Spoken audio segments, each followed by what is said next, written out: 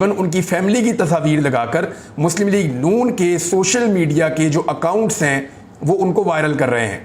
ना सिर्फ वायरल कर रहे हैं बल्कि इन अकाउंट्स को मरियम नवाज फॉलो भी करती हैं।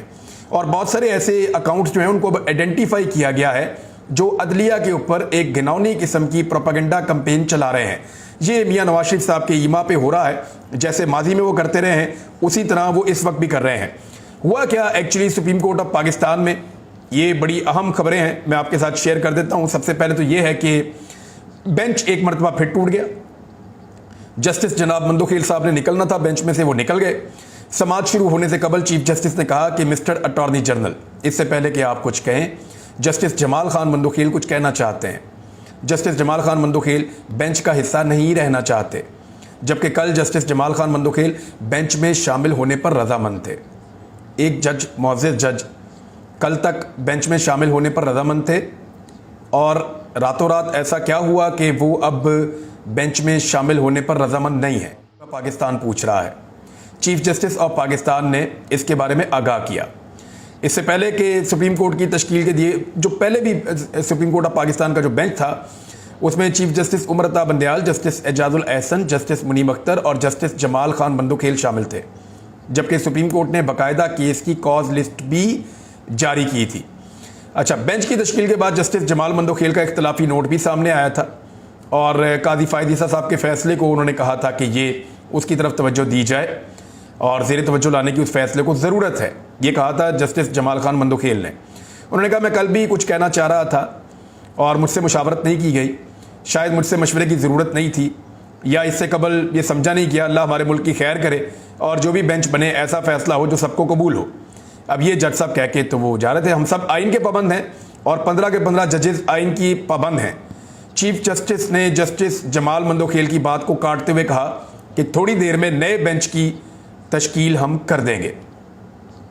जस्टिस जमाल खान मंदोखेल की बात मुकम्मल हुए बगैर ही जजेस उठकर चले गए। कमरा अदालत के अंदर जो 4 कुर्सियां थी उनको 3 कुर्सियों में बदल दिया गया और सियासी रहनुमा, वकला और सहाफ़ी कमरा अदालत के अंदर मौजूद रहे और जजेस की आमद का इंतज़ार फिर किया जाता रहा। बहरहाल ये एक लंबी कहानी है कि PMLN ने कैसे माजी में जजेस को इस्तेमाल किया, उनसे अपनी मर्जी के काम निकलवाए और उसके बाद उन जजेस को किस तरह से नवाजते रहे। ये मैं थोड़ी सी आपको बता देता हूँ कि जस्टिस सईदुज़्ज़मान सिद्दीकी साहब आपको याद होंगे, ये नवाज शरीफ के खिलाफ तौहीन अदालत केस सुनने वाले चीफ जस्टिस सज्जाद अली शाह साहब की बरतरफी में इन्होंने बड़ा अहम किरदार अदा किया था। जस्टिस सईद सिद्दीकी साहब, नून लीग ने उन्हें 2008 में अपना सदारती उम्मीदवार बनवा दिया था और नवंबर 2016 में गवर्नर सिंध भी इनको बना दिया गया था और ये बतौर गवर्नर सिंध इंतकाल फरमा गए। जस्टिस रफ़ीक तारड़ साहब आप अच्छी तरह जानते हैं, उन पर यह इल्ज़ाम रहा कि उन्होंने नवाज शरीफ के कहने पर जस्टिस सज्जाद अली शाह की बरतरफी में अहम किरदार अदा किया था और जस्टिस रफ़ीक तारड़, ये अता तारड़, आज वो उनका पोता भी उसी रास्ते पे है, उन्होंने कहा जी नवाज शरीफ को अपनी जमात के टिकट पर सेनेटर बनवाया और सदर पाकिस्तान भी बनवाया, यानी इनको भी नवाजा गया था। गिलगित बल्तिस्तान के जो चीफ जज थे राणा शमीम, नवाज शरीफ के दौर में गिलगित बल्तिस्तान में चीफ जज रहे हैं और इन्होंने एक झूठा हलफनामा भी नवाज शरीफ साहब के लिए जमा करवाया था और सामने आया था इनका। फिर उस पर इसको अदालत में बुलाया गया और अदालत के अंदर उन्होंने माफ़ी मांगी और माजरत की और उन्होंने कहा, उनके बेटे ने शरीफ खानदान के साथ एतराफ़ किया कि हमारे बड़े अच्छे ताल्लुकात हैं और वो हमें बड़ा नवाजते रहे हैं। एजाज एवान साहब की भी एक मिसाल दे दूँ, और तो बहुत सारे जजेस हैं जिनकी टेलीफोन कॉल्स हैं, जिनके रिश्तेदारों की नौकरियां हैं, जिनको बहुत सारे फ़वाइद हैं जो शरीफ खानदान पहुंचाता रहा है। जज एजाज एवान साहब ने शहबाज शरीफ को मनी लॉन्ड्रिंग के मुकदमे में अभी बरी किया हाल ही में और शहबाज शरीफ ने साबिक जज एजाज एवान को इंफॉर्मेशन कमिश्नर तैनात कर दिया है। तो इस तरीके से शरीफ खानदान मैनेज करता है अदलिया को। ये चीज़ें आप पहले भी जानते थे, इनको वक्तन फ़वक्तन आने वाली नस्लों को बताना ज़रूरी है कि ये ख़ानदान किस तरीके से पाकिस्तान की अदलिया के ऊपर, पाकिस्तान के इदारों के ऊपर कंट्रोल करने की कोशिश करता है। बड़ी खबर मैं आपको बीच में दे देता हूँ, फिर आगे चल के अदलिया के इस मामले पर हम बात करेंगे। अजहर मशवानी हैरत अंगेज़ तौर पर अपने घर वापस पहुँच गए। इमरान खान साहब ने रात को इसके ऊपर बड़ा सख्त स्टेप लिया था। उन्होंने कहा कि पूरे पाकिस्तान के अंदर पाकिस्तान तहरीक इंसाफ के लोग एहतजाज करेंगे। जुमे की नमाज के बाद लोग बहुत बड़ी तादाद में इकट्ठे हुए, लोगों ने बाहर निकलकर एहतजाज शुरू किया। बारिश के बावजूद मुख्तलिफ शहरों में लोग निकले हुए थे और वो एहतजाज कर रहे थे। उस वक्त अचानक एक ट्वीट आता है अजहर मशवानी का जिसमें वो कहते हैं कि मैं अपने घर खैरियत से पहुंच गया हूं।